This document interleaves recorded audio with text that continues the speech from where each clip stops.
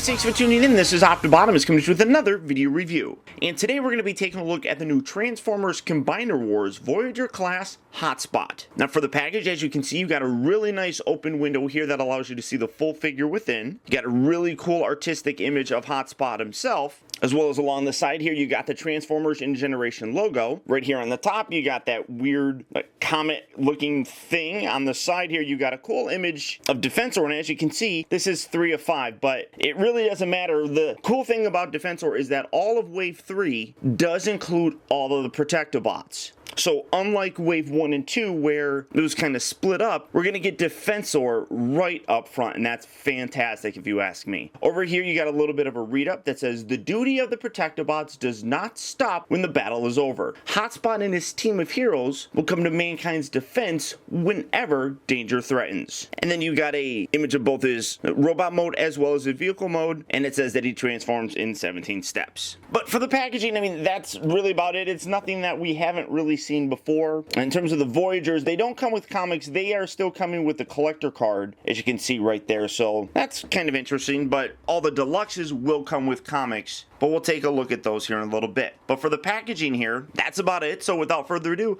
let's get this guy open and see how cool he actually is. Alright guys, so here we have Hotspot opened up and out of its packaging. And I gotta be totally honest, right up front, this is not as impressive as I thought it was going to be. Now granted, that might be because I had very high expectations for the Protectobots, because the G1 toy was probably my favorite out of all the G1 combiners. So I was just a little bit more excited about this guy than I probably should have been, and got my hopes up. And you know what they say when you get your hopes up. But one thing that you're seeing, and there is no mistaking that this definitely has an Onslaught look to him. And I don't have any kind of insider information or anything like that, but I would absolutely be surprised if they don't repaint this and retool it to give us an Onslaught. And having said that, maybe even another Bruticus. Now, that would kind of surprise me just because we got the Fall of Cybertron one not too long ago, and overall, that did not do too well. So I thought they would kind of steer clear from it, but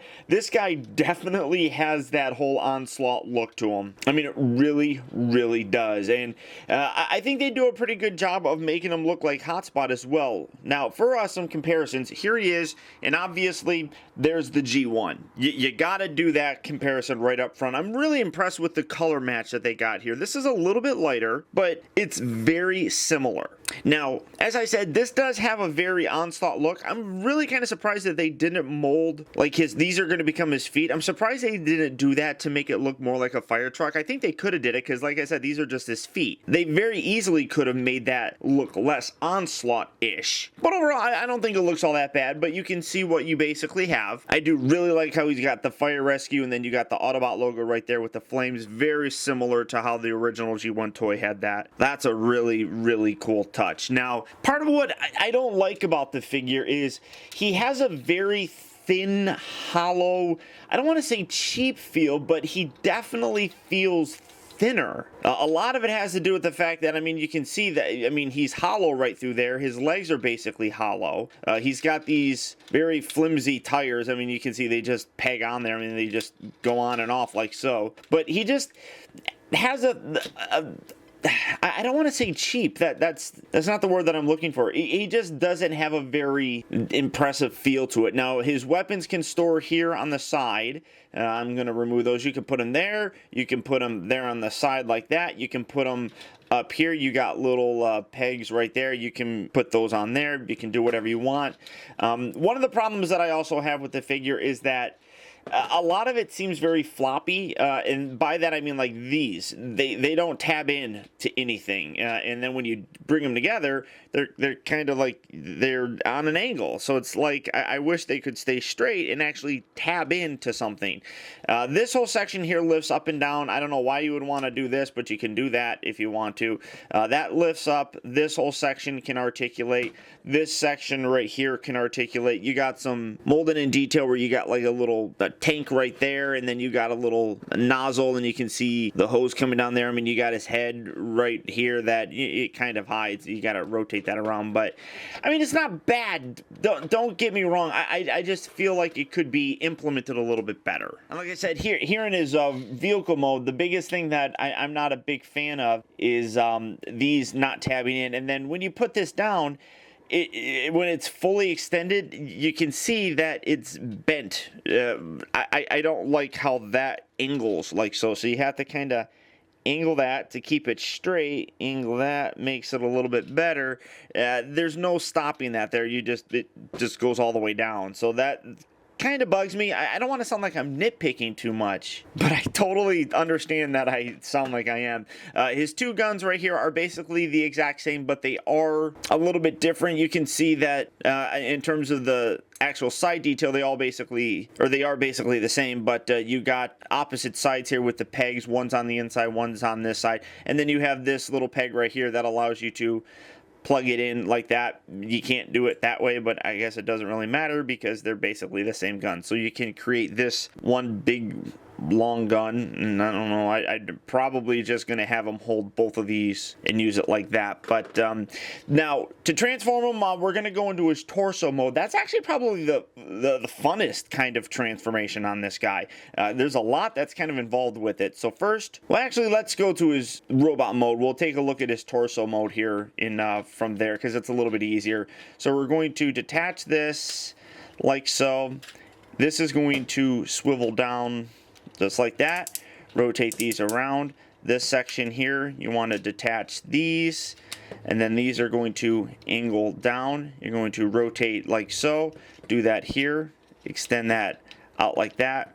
Rotate that around. These sections will come up and sit right there, creating his feet. This whole section here, bring this down. You're going to rotate this, tab this in, bring this up. This is kind of flippity floppity. There you go. Bring this up like so. Bring this along the back. Get that collapsed down, and then when you get this pushed down like so and straightened up, you got a little peg right here that you can bring it in, and you'll tab it on the inside there, kind of locking that into place so that doesn't flop around too much. So that secures that. Bring these legs down like so. Fold this section down.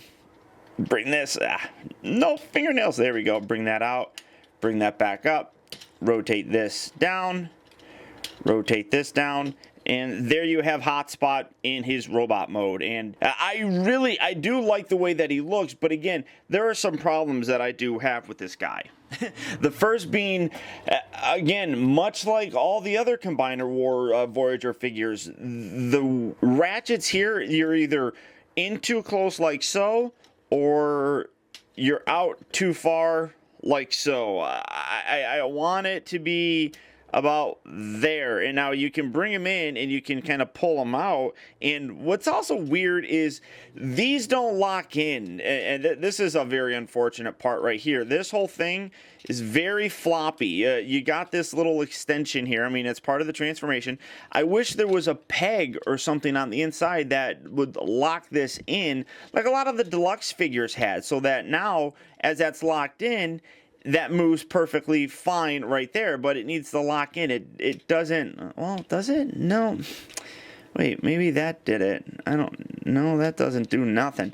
It's floppy there, and I don't know. It just doesn't feel all that sturdy and secure. I mean, looking in there, there does not appear to be any piece that latches on to keep those pieces right there. You can see that his feet are angled, so you can like actually spread them like that, but you can't actually keep them spread like that, which that kind of defeats the purpose if you ask me. But I mean, I could probably go in there and maybe shave down some of the actual ratchet. I don't like that they do that. And honestly, for mine, this right leg feels like it goes out further than the left leg does, and it doesn't make him very stable when he's standing there when you get him spread out like that. So that one ratchet, like I said, this one here, and why, yeah, he doesn't stand very good when you, oh yeah, that's what it is, because his heels right here are kind of set in the middle, that if you spread his legs, he basically doesn't have much of the actual heel, so you gotta maybe rotate it. Well, that's not good at all. So you kind of have to keep his legs in like that. So I'm not a very big fan of how these legs are. And then the other thing is, this kind of looks weird. It's almost like the legs should be reversed. Like this should be the outside of his leg. You know, I mean, it's like the inside here should be on the outside. I think that would look a little bit better. But I don't know. I tell me what you guys think. Am I crazy in my thought process here? I mean, obviously the leg thing here is a problem, but I mean, as you can see, he doesn't like standing really very well at all. You gotta angle things in. That just looks awkward. Really not a big fan of it. I love his head sculpt. That's a very hot spot head sculpt. I think that looks great. Everything else on him is pretty good. I really can't complain too much. It's just his legs really weaken him. Now he does, I mean, you can see very hollow legs as part of the transformation. This section up here is going to be fairly hollow because that's where the combiner port is. But and the other thing is, like, this I mean, this is very thin. I mean, you can see just how flimsy this piece right here is. I don't know if you can see. I mean, it's very flimsy. It's definitely not as sturdy as the previous Voyager figure. So his arms don't look all that bad. I don't mind this. I like the detail in there with that kind of piston looking thing. You can take him, have him hold his guns, something like so. I mean, I really do dig that. I think he looks cool. Like I said, I just wish that his legs were a little bit better. I mean, all the articulation that you could want is here. It's just the posability suffers because of the way that the actual legs are designed.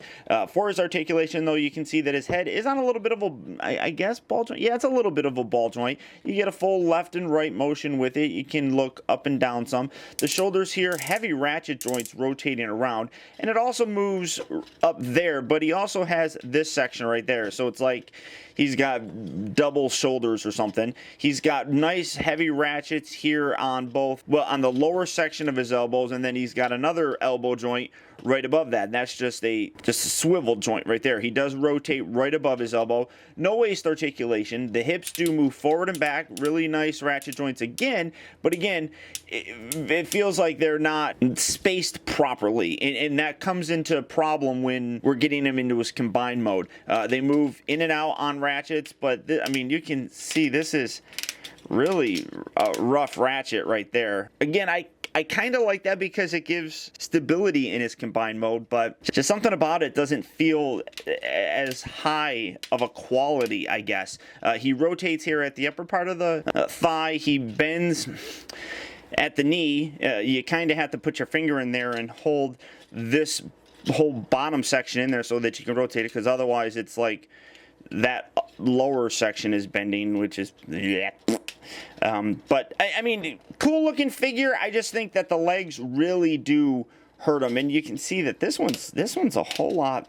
I don't know about that ratchet joint. I'm not a big fan of that one. But you can see a cool look just suffers from I don't want to say some design flaws, just maybe execution. Maybe that's a little bit off on him. I don't know. But to go to his torso mode, though, like I said, it's actually fairly fun.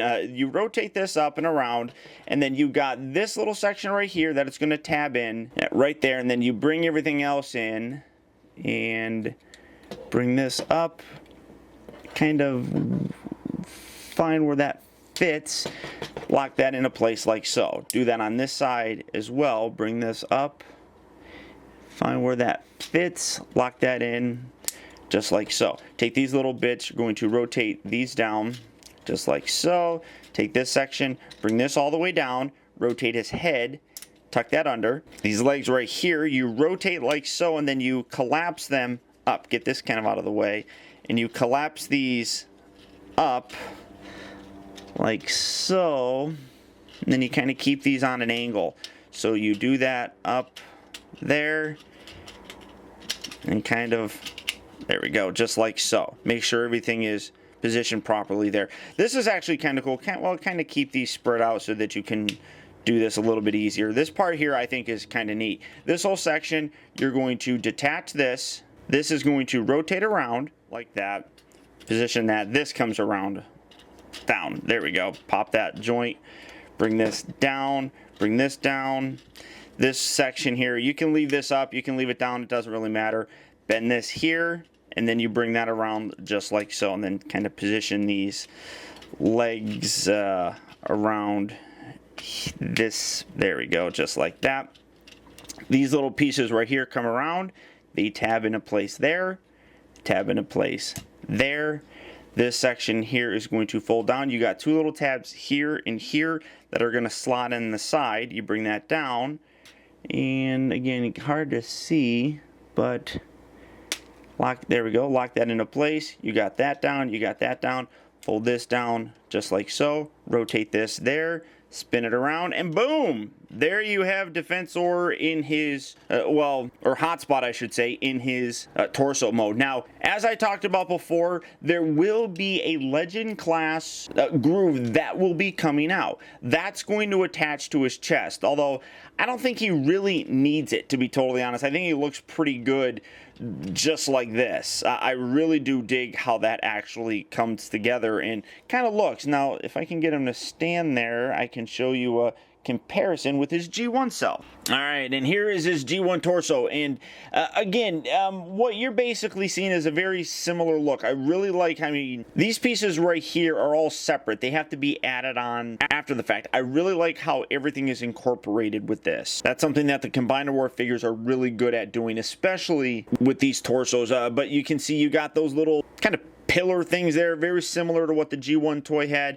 Obviously, the G1 toy here has red eyes, this has blue eyes, but a lot of the other things are very similar when you kind of look at the overall design. Somebody said that there's probably too much black there, and that's possible. I mean, you do have this red section right here, which kind of breaks it up, and that makes it look less black up in the whole torso area, but it's not too bad. I like how they got the molded in the red warning stripe things down here, that you got the stickers there, that carries over there, you got some there, but I mean, it's pretty cool. And then you come around here to the back, and I like how they actually have at least part of his ladder as part of his back, much like the original G1 toy did. So really very cool. But again, you know, you can see the big size difference here. I'd probably say the only thing that I would change on this would probably be putting more of a splash of red in here. That would just, like I said, kind of break up some of that, but I think in general it looks pretty darn good. Now to transform him back, we're going to detach this. We're going to go back to his his robot mode, and then go back to his vehicle mode. So you rotate this around,